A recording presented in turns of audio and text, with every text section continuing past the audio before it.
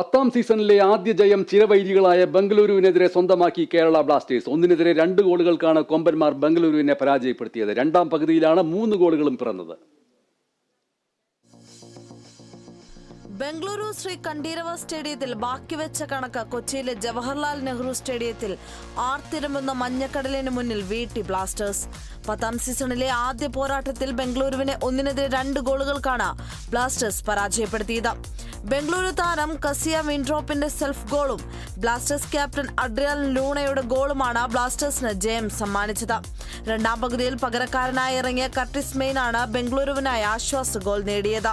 കോരിച്ചൊരിഞ്ഞ മഴയെ വകവയ്ക്കാതെ പോരാട്ടം ശക്തമായിരുന്ന കൊച്ചി ജവഹർലാൽ നെഹ്റു സ്റ്റേഡിയത്തിലെ ആദ്യ പകുതി പക്ഷേ ഗോൾ രഹിതമായിരുന്നു.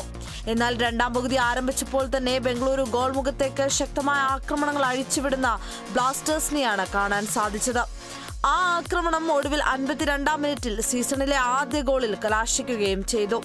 ബ്ലാസ്റ്റേഴ്സിന് അനുകൂലമായി ലഭിച്ച കോർണർ കിക്ക് ഗോൾ മുഖത്ത് വെച്ച് ക്ലിയർ ചെയ്യാൻ ശ്രമിക്കുന്നതിനിടെ ബംഗളൂരു താരം കെസിയ വിൻഡ്രോപ്പിന്റെ തലയിൽ തട്ടി ഗോളാവുകയായിരുന്നു.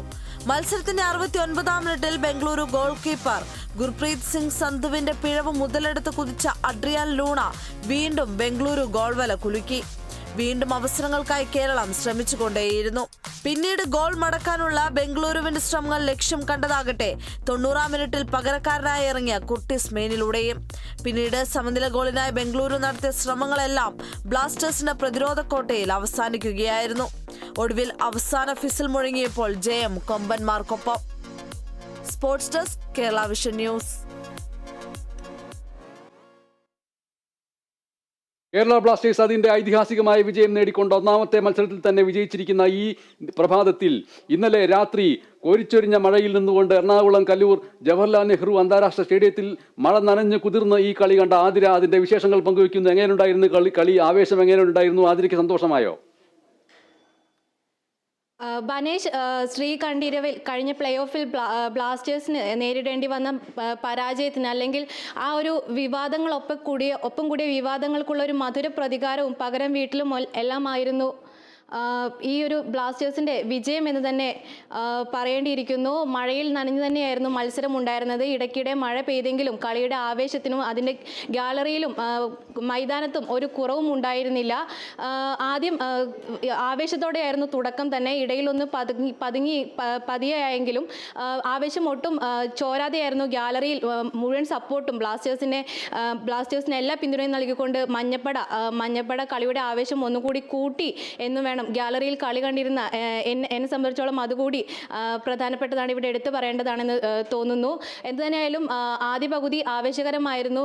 പിന്നീട് ആദ്യ പകുതിയിൽ തുടക്കം ആവേശകരമായിരുന്നെങ്കിലും പിന്നീട് ഒന്ന് പതിയെയായി ഇരു ടീമുകളും നിരവധി അവസരങ്ങൾ ആദ്യ പകുതിയുടെ ആദ്യ ഭാഗങ്ങളിൽ കണ്ടിരുന്നെങ്കിലും മലയാളി ഗോൾ കീപ്പറായിട്ടുള്ള ബ്ലാസ്റ്റേഴ്സിന്റെ മലയാളി ഗോൾ കീപ്പറായിട്ടുള്ള സച്ചിൻ സുരേഷിന്റെയും അതുപോലെ തന്നെ ബംഗളൂരു FC-യുടെ ഇന്ത്യൻ ടീമിന് വേണ്ടി കളിക്കുന്ന ഗോൾ കീപ്പറായിട്ടുള്ള ഗുർപ്രീത് സിംഗ് സന്ധുവിന്റെയും രക്ഷപ്പെടുത്തലുകൾ ആദ്യ പകുതി ഗോൾരഹിതമാക്കി. എന്നാൽ രണ്ടാം പകുതിയിൽ ഈ ഒരു ഗോൾരഹിത സമനിലയ്ക്ക് ശേഷം രണ്ടാം പകുതി ആരംഭിച്ചതിനെ തുടർന്ന് ഇരു ടീമുകളും ശക്തിയോടെ തിരിച്ചു വരികയായിരുന്നു. മധ്യനിരയിലുള്ള ലൂണയും അതുപോലെ തന്നെ മുന്നേറ്റ നിരക്കാരൻ കോമി പെപ്രയും ഒരു നല്ല രീതിയിലുള്ള ഒരു കൂട്ടുകെട്ടുണ്ടാക്കി എന്ന് വേണം പറയാൻ. ആദ്യ പകുതിയിൽ താളം കണ്ടെത്താറുന്ന ബ്ലാസ്റ്റേഴ്സിന്റെ മധ്യനിരയും മുന്നേറ്റ നിരയും കൂടുതൽ താളത്തിലേക്ക് വന്നു. അതുപോലെ തന്നെ ചൈനയുടെ വൻമതിൽ പോലെ ഉറച്ച പ്രതിരോധ കോട്ട തന്നെയായിരുന്നു ബ്ലാസ്റ്റേഴ്സിന്റെ ഇന്നലെ ബംഗളൂരുവിനെതിരായ കളിയിൽ ഉണ്ടായിരുന്നത്. പ്രീതം കോട്ടൽ ഉൾപ്പെടെയുള്ളവർ വലിയ രീതിയിലുള്ള ഒരു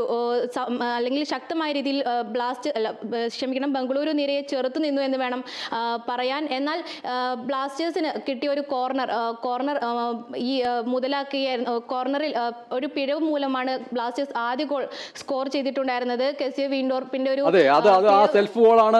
സെൽഫ് ഗോൾ മുതലാണ് ശരിക്കും കളിയുടെ ആവേശം വന്നത്.